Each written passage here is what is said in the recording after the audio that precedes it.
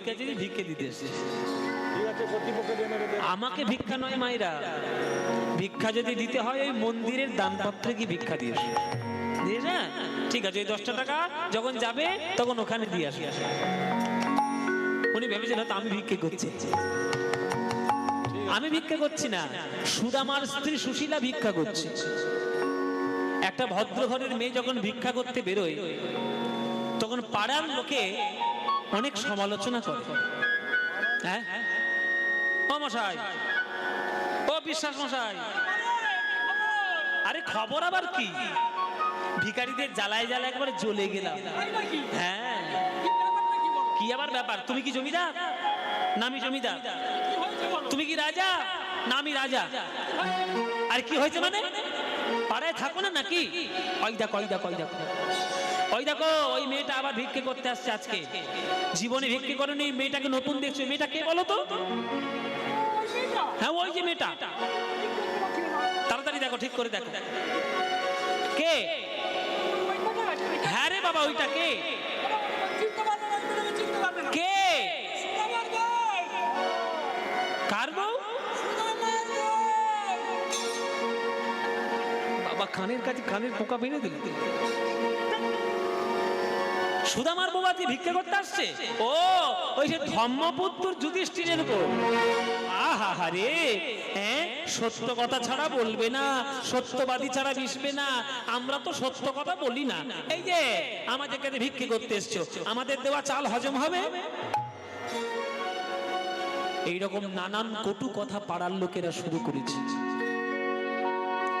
সুশীলা গিয়ে করজোরে বলছে, কি বললেন আপনারা? কি ভাবলেন আপনাদের কাছ থেকে ভিক্ষা করে নিয়ে কি আমরা খাবো? না, আমার স্বামী বেদ পাঠ করায়, শিষ্য তৈরি করে, তার যতটুকু আয়, তার যতটুকু রোজগার উপার্জন আমাদের না খেয়ে না দিয়ে চলে যায়। কিন্তু আজকের একটু প্রয়োজন বেশি হয়েছে, কেননা আমার স্বামী কৃষ্ণকে দর্শন করতে যাবে। তোমরা যেটুকু ভিক্ষা দেবে আমাদের সেবায় নয়, তোমাদের এই দেওয়া ভিক্ষা, তোমাদের এই দেওয়া ভিক্ষা পাবে শ্যামরা।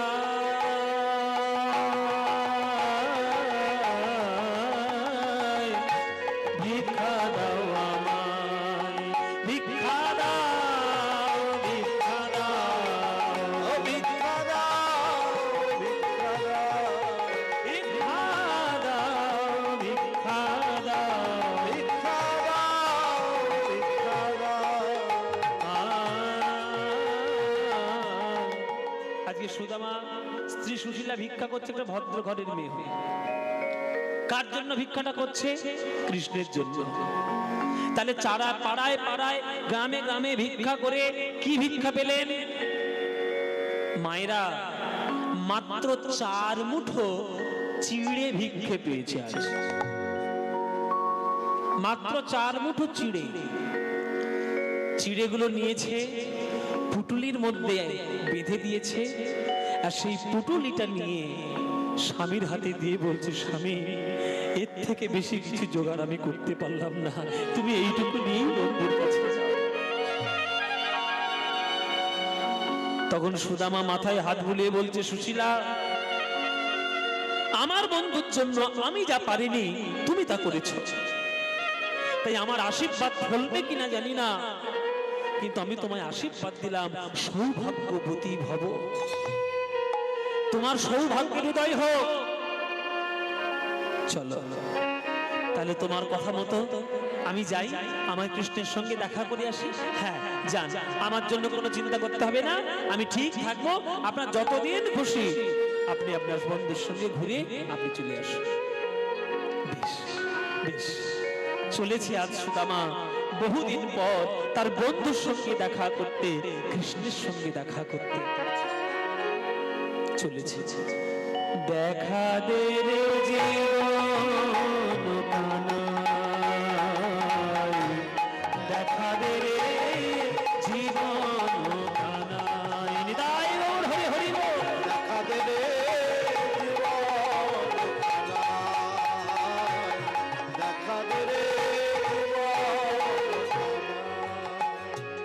ওরে কোথায় রে ভাই প্রাণের কানাই, আমায় দেখা দে রে ভাই, কোথায় রে ভাই প্রাণের কানাই, দেখা দে রে ভাই।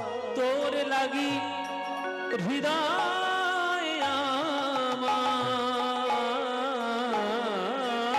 তোর লাগি হৃদয় আমার বিদরিয়া যা।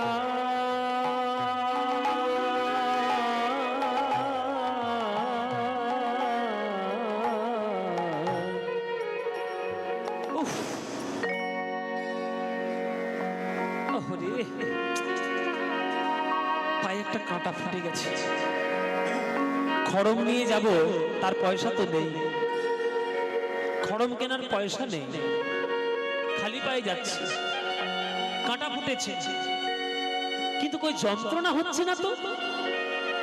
অন্যান্য বার অন্যান্য সময় যখন কাঁটা ফুটে পায়ে কত যন্ত্রণা হয়, আজকে যন্ত্রণা হচ্ছে না কেন? ও, এ তো আমার কানাইয়ের নামের প্রভাব। দেখ দেখ কানাই, তোর নাম নিয়ে কাঁটার যন্ত্রণা দূর হয়ে গেল। তোকে চোখের সামনে দেখলে কত যন্ত্রণা দূর হবে তুই বল। আমি দ্বারকায় গিয়ে কি দেখবো জানিস? দেখবো রে তোর মধুর হাসি, শুনবো রে তোর মধুর বাঁশি, দেখবো রে তোর মধুর হাসি, শুনবো রে তোর মধুর বাঁশি। ওরে তাই তো আমি দ্বারকায় আসি, আমার জীবন কানা।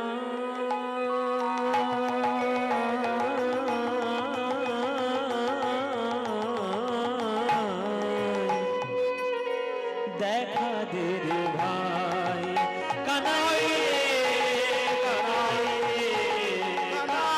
রে, কানাই রে, কানাই রে,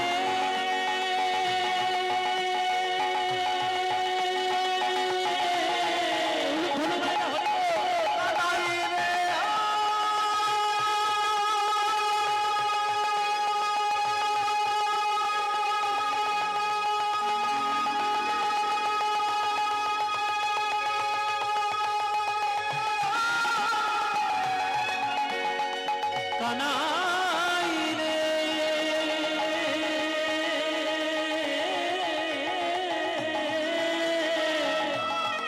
কানাই রে, কানাই রে, কানাই রে, কোথায় রে ভাই প্রাণের কানাই, দেখা দে রে ভাই, কোথায় রে ভাই প্রাণের কানাই, দেখা দে রে ভাই।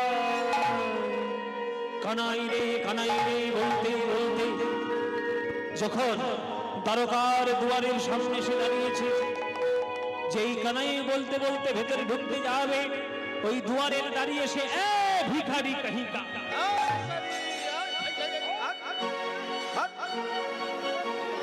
কোথায় আসবি? সরে যা। কাজ নেই, কম্ম নেই, সময় নেই, অসময় নেই, জগৎ ভেতরে ঢুকে হচ্ছে, বেরো, ঘাট ধাক্কা দিয়ে বের করে দিয়েছে। বেরো।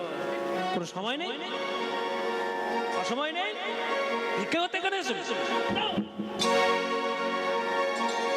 দাঁড়িয়ে হম্বি তম্বি করছে। সুদামা বলছে, ভাই রে তোর আমায় তাড়িয়ে দিচ্ছিস? আমি কোনো ভিখিরি নই, আমি কোনো ভিখারি নই, আমি তোদের রাজার বন্ধু। বন্ধু? যাতা বলে দিলি আমরা মেনে নেব বন্ধু? আমাদের রাজার বন্ধু? আমাদের রাজার বন্ধুরা হাতি করে আসে, ঘোড়ায় করে আসে, পালকিতে করে আসে, সোনার রথ, রূপোর রথ, পায়ে একটা পায়ে একটা খড়ম নেই, গায়ে একটা জামা নেই, মাথায় একটা ছাতা নেই, আর সে আজকে বলছে আমার নাকি আমাদের মহারাজের বন্ধু। চুপ করো। সুদামা বলছে, বেশ, আমার কথা বিশ্বাস করতে হবে না, আমি দুয়ারেই দাঁড়িয়ে রয়েছি, তোমরা গিয়ে তোমাদের মহারাজকে গিয়ে জিজ্ঞেস করো যে সুদামা বলে তার কোনো বন্ধু আছে কিনা। কি বললে? নাম কি বললে? সুদামা তোমার নাম?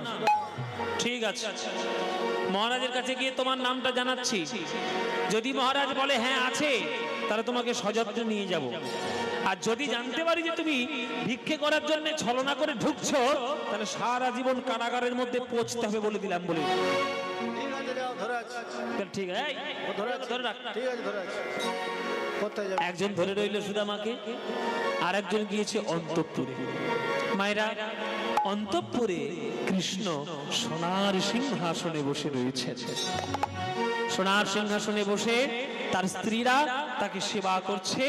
হ্যাঁ, রুক্মিণী, সত্যভামা, সত্যা, জাম্ববতী, জাম্ব সবাই এসে পুজো করছে, সেবা করছে।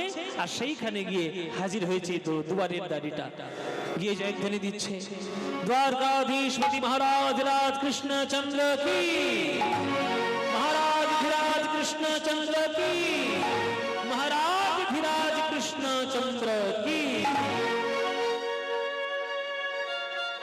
এই দাদি, তুমি এখানে এসছো কেন? অন্তঃপুরে তোমার কি কাজ? আর বলবেন না মহারাজ, ভিখিরির জ্বালায় জ্বালায় একেবারে আমরা চলে গেলাম। কেন, কি হয়েছে? আর বলবেন না, একটা লোক ভিখিরি, সে বলে সে নাকি আপনার বন্ধু। আপনার বন্ধু বলে পরিচয় দিয়ে সে তো হুড়মুড় করে ঘরের মধ্যে ঢুকে যাচ্ছিল। আমরা কোনো মতে তাকে আটকে রেখেছি দুয়ারের মধ্যে। আমার বন্ধু নাম কি? নামটা আমি কিছু বলেছে? হ্যাঁ, নাম কি যেন একটা বলবো। হ্যাঁ ঠিক আছে, সুদামা নাম না? হ্যাঁ হ্যাঁ, প্রভু প্রভু সুদামা। সুদামা কি বললে? কি বললে? কি বললে? সুদামা? সত্যি সুদামা?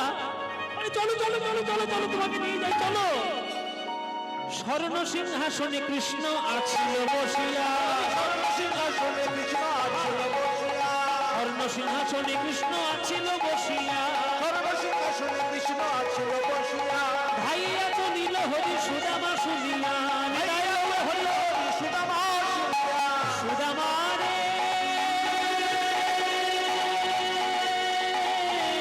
সুদামা রে।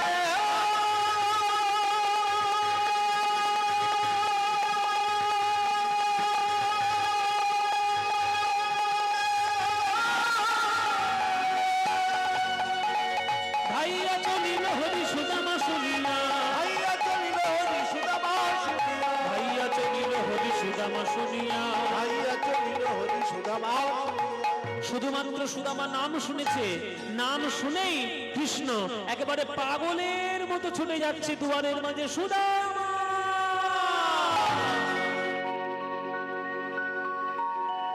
দুয়ারের মাঝখানে গিয়ে সুদামাকে বুকের মধ্যে জড়িয়ে ধরেছে।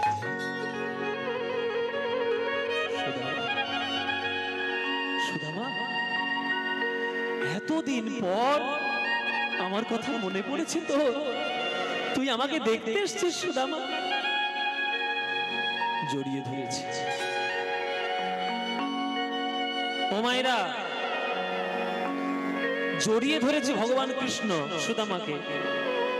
আর যে দাড়ি দুটো তাড়িয়ে দিচ্ছিল ঘাড় ধাক্কা দিয়ে, এবার তাদের বুকের ভিতর ঢিপ ঢিপ করছে। সর্বনাশ! এই এই এ তো সত্যি রাজার বন্ধু রে। তাই তো দেখছি রে। ভাগ্যিস আমরা দুঘা কষিয়ে দিইনি, দিলেই আমাদের হতো। এবার চাকরিও যেত, জীবনও যেত। সেই দুটো দাঁড়িয়ে এসে এবার সুদামার পায়ে আছাড় খেয়ে বলছে, ঠাকুর মশাই, ঠাকুর মশাই, আপনার পায়ে পড়ি, আপনার পায়ে ধরি, আপনি যেন আমাদের ব্যবহারের কথা কিছু বলবেন না মহারাজকে, নইলে আমাদের চাকরি জীবন দুই যাবে। সুদামা বলছে, না না, আমি কেন বলবো? তোমরা দাড়িদের যা কর্তব্য তোমরা তাই করেছো, আমার কোনো বক্তব্য নেই। ঠিক আছে? আচ্ছা ঠিক আছে, যাও। এবার আমি আমার বন্ধুর সঙ্গে যাই। হ্যাঁ হ্যাঁ, আপনি যান। এই সুদামা, কিরে দরজায় বসে দাঁড়িয়ে দাঁড়িয়ে কথা বলছিস? ঘরে যাবি না? চল চল, ঘরে যাবি, চল। হাত ধরে টেনে নি ভগবান কৃষ্ণ সুদামাকে টেনে নিয়ে চলেছে অন্তঃপুরের মধ্যে, নিজের আঁচলে দিয়ে সুদামা যে রাস্তাটায় যাবে সেই রাস্তাটা ঝাঁট দিতে দিতে যাচ্ছে কৃষ্ণ। উপর থেকে ওই গোলাপ ফুল, পদ্ম ফুল, রজনীগন্ধা উড়ে পড়ছে গায়ে। একটা রাজা যেমন একটা রাজার বাড়িতে খাতির পায়, সম্মান পায়, ঠিক একই ভাবে সুদামাকে নিয়ে যাচ্ছে কৃষ্ণ নিজের ঘরের মধ্যে। ঘরের মধ্যে এলো, সুদামাকে সিংহাসনে বসালো আর আজ্ঞা দিল, এই এই রুক্মিণী, তুমি যাও একটা সোনার ঘটিতে ভর্তি করে দুধ নিয়ে এসো। সত্যভামা, তুমি চলে যাও একটা সোনার ঘটিতে দুধ, ওই তুমি একটা সোনার ঘটিতে বড় বড় সোনার ঘটিতে গঙ্গার জল নিয়ে এসো। তুমি জল নিয়ে এসো, তুমি দুধ নিয়ে এসো। এই দাসদাসীরা তোমরা যাও রত্ন মণি মুক্তা খচিত সোনার পাত্র নিয়ে এসো। সুযোগ যখন পেয়েছি এতদিন পর, আজ আমার বন্ধুর চরণ সেবা আমি করব। রুক্মিণী নিয়ে এলো দুধ, সত্যভামা নিয়ে এলো জল, দাসদাসীরা নিয়ে এলো পাত্র। সেই পাত্রের উপরে চরণে রেখে দিয়েছে সুদামায়। আস্তে ভাইরা, কথা নয়, চরণটা রেখে দিয়েছে। প্রথমে গঙ্গা জল দিয়ে ধুইয়ে দিল সুদামার চরণ, তারপরে দুধ দিয়ে ধুইয়ে দিল সুদামার চরণ। বিশ্ব ব্রহ্মাণ্ডের মালিক হয়ে আজ ভগবান কৃষ্ণ ভক্ত বৎসল হয়ে আপন সহস্তে সুদামা চরণ ধোয়াইল। আপন সহস্তে সুদামা চরণ ধোয়াইল। আপন সহস্তে সুদামা চরণ ধোয়াইল। আপন সহস্তে সুদামা চরণ ধোয়াইল। আর চরণ ধোয়া। আস্তে মাইরা, কথাগুলো শুনুন তবে বুঝবেন। প্রথমে গঙ্গা জল, তারপরে দুধ, চরণ ধুইয়ে দিল। আর এই দুধ আর জল মিশে গিয়ে যেটা থালায় পড়লো সেটা চরণামৃত হলো। আর কৃষ্ণ বিশ্ব ব্রহ্মাণ্ডের মালিক হয়ে সেই চরণ ধোয়া জল কৃষ্ণ পান করিল। নিতাই গৌর হরি বল। চরণ ধোয়া জল কৃষ্ণ পান করিল। ও যে ভক্ত বৎসল গোবিন্দ আমার, ভক্ত বৎসল গোবিন্দ ভক্তের লাগি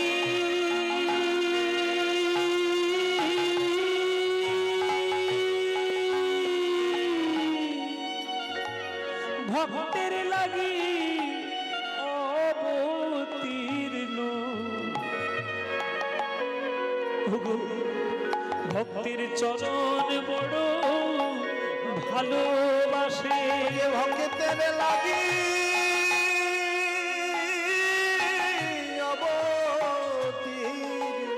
অবতীর্ণ চরণ ধোয়া জল কৃষ্ণ পান করিল।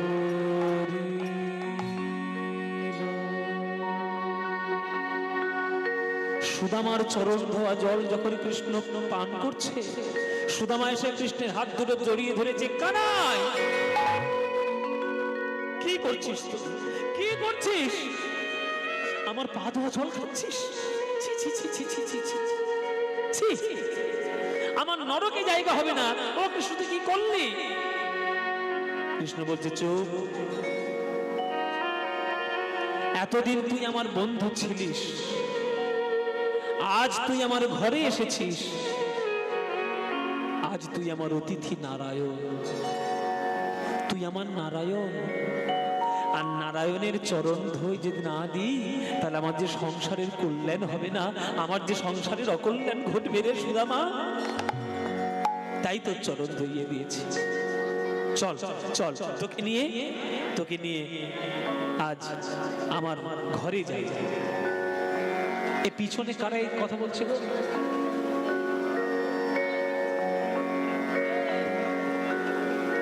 পিছনে কথা যারা বলছো বাবা একটু থামো। একেবারে কানের কাছেই জেনারেটরটা বসিয়েছে, জেনারেটরের প্রচুর আওয়াজ স্টেজে আসছে। তারপর পিছনেও যদি কথা বলে তাহলে গানের ভাব নষ্ট হয়। হরি বল। নিজের অন্তঃপুরে কৃষ্ণ সুদামাকে নিয়ে গিয়ে যে ঘাটে সুদামা কৃষ্ণ বিশ্রাম করে সেই ঘাটে সুদামাকে শুইয়ে দিয়েছে। যে সোনার পালঙ্কে ভগবান ঘুমায় সেই ভগবান সুদামাকে সেই পালঙ্কে শুইয়ে দিয়েছে। দিয়ে মায়েরা কি করছে জানো? বলে সুদামা এতখানি রাস্তা হেঁটে হেঁটে এসেছিস, কত কাঁটা কত কাঁকর তোর পায়ে ফুটেছে, আয় আয় তোর চরণে একটু সেবা করি। ওই চরণটা পাটা কৃষ্ণ বুকের কাছে নিয়ে কৃষ্ণ চরণ চেপে চেপে সুদামার চরণ সেবা করে, সুদামার চরণ সেবা জগতে পতি গোবিন্দ আমার সুদামার চরণ সেবা করে। হরি হরি বল। জগতে পতি গোবিন্দ আমার সুদামার চরণ সেবা হে সুদামা, সুদামা আমরা তিন ভাই শান্তিপন মনির আশ্রমে পড়াশোনা শিখেছি, গুরুর কাছে আমরা শিক্ষা গ্রহণ করেছি। তা তুই গুরুর কাছে গুরুর সঠিক দক্ষিণা দিয়েছিলিস তো? জেনে রাখবি গুরুর দক্ষিণায় যদি ফাঁকি পড়ে যায় তাহলে সারা জীবন ফাঁকেই পড়তে হবে। মায়েরা জেনে রাখুন, বাবারা জেনে রাখুন, ভারতবর্ষের সনাতন ধর্মে গুরু শিষ্য পরম্পরা কিন্তু চিরন্তন।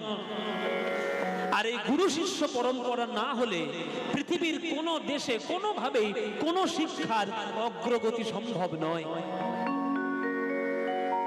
যে শিক্ষা আমরা আধুনিক কালে পাচ্ছি বিদেশিদের মাধ্যমে, সেই শিক্ষা আমাদের দেশে ছিল হাজার হাজার বছর আগে এই ভারতবর্ষের মাটিতে।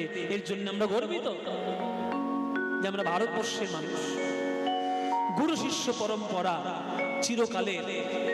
তাই কৃষ্ণ শিক্ষা দিচ্ছে সুদামাকে, কিরে সুদামা গুরুদেবের দক্ষিণা ঠিক দিয়েছিলিস তো? এই জগতে কত প্রকার গুরু বলতো দেখি? সুদামা বলছে কত প্রকার আবার বাবা? এই দুই প্রকার, দীক্ষা গুরু শিক্ষা গুরু। কৃষ্ণ বলছে না, ওরে জগতে তিন ধরনের গুরু হয়। কে?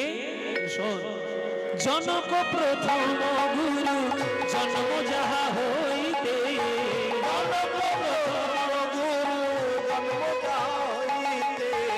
পিতা মাতা আদি গুরু ওহি তোমার সাক্ষাতে। হরি হরি মাতা আদি গুরু কহি তোমার সাক্ষাতে। জগতের প্রথম গুরু হলো বাবা মা। বাবা মার চরণে যদি প্রণাম করতে না শেখো তাহলে তুমি ইঞ্জিনিয়ার হবে, ডাক্তার হবে, মাস্টার হবে, প্রফেসর হবে, ধনী হবে, ব্যবসাদার হবে, কিন্তু মানুষ কোনোদিন হবে না। মানুষ হবে না। বাবা মার পায়ে হাত দিয়ে প্রণাম করতে হয়। মায়েরা, যে আম গাছের ডালে বেশি আম ধরে সেই ডালটা কি উঁচু হয়ে আকাশের দিকে উঠে যায়? সেই ডালটা নুইয়ে থাকে, আর নোয়ানো ডাল দেখলেই বোঝা যায় ওইটার মধ্যেই বেশি আম হয়েছে। এখনকার দিনের ছেলে মেয়েরা আধুনিক শিক্ষায় শিক্ষিত হতে গিয়ে বেশিরভাগ ক্ষেত্রে দেখা যায় বাবা মার চরণে প্রণামই করে না। আর যদিও বা করে সেটা আবার ঠুকো প্রণাম। ঠুকো প্রণাম বাবা, জানেন তো ঠুকো প্রণাম? এই যে মানে শ্রদ্ধা ভক্তি কিছু নেই, করার দরকার করছে, এই ঠুকো প্রণাম। ওই রকম প্রণাম করে কোনো লাভ নেই। যদি প্রণাম করতে চাও তো পূর্ণ শ্রদ্ধা যেন তোমার মনের মধ্যে থাকে। অন্তত করো জোরে, মাথাটা তার দিকে নিচু করো, আমাকে আশীর্বাদ করো নিচু। এই হচ্ছে প্রথম গুরু বাবা মা। আর দ্বিতীয়, হ্যাঁ, দীক্ষাদাতা শিক্ষাদাতা রূপে বৈষ্ণব ব্রাহ্মণ। দীক্ষাদাতা শিক্ষাদাতা রূপে বৈষ্ণব ব্রাহ্মণ। ওরে দ্বিতীয় প্রকার গুরু করিলাম বর্ণন। দ্বিতীয় প্রকার গুরু করিলাম বর্ণন।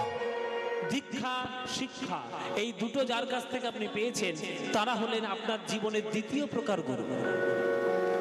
সুদামা বলছে তাহলে তৃতীয় প্রকার গুরুকে? তুই তো বললি তিন রকমের গুরু। আর শোন, তৃতীয়তে অন্তর্যামী রূপে ভগবান।